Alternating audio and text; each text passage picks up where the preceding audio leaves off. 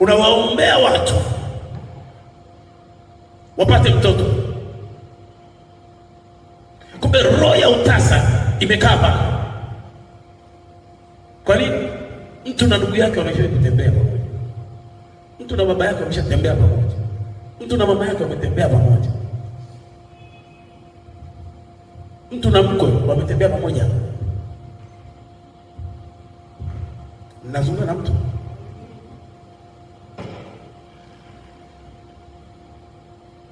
Kwa nini? Kwa sababu laana ina nguvu. Sijui kama namfundisha mtu.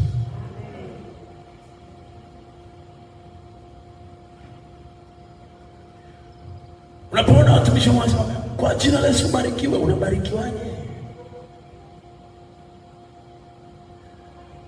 Pale Balaamu anaposhuka kutoka kwenye mlima, amemwomba Mungu, na huyu jamaa anajenga madhabahu 7 za kulaani wana Israeli, anateremka anasema maneno haya, ni mlaanije aliyebarikiwa? Sasa tunafika mahali tumbarikije aliyelaaniwa. That's it. That's a principle. That's a principle.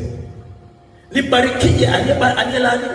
Tayari spiritually umelaaniwa, hakuna aliyekucha laana yako. Afu you are trying to put the blessings on top of the curse. Bwana Yesu asifiwe.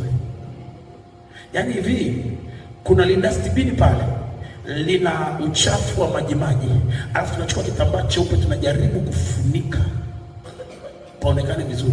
End of the day majimaji yatapanda juu. Kwa hiyo laana ina overcome, laana inakuja kushinda.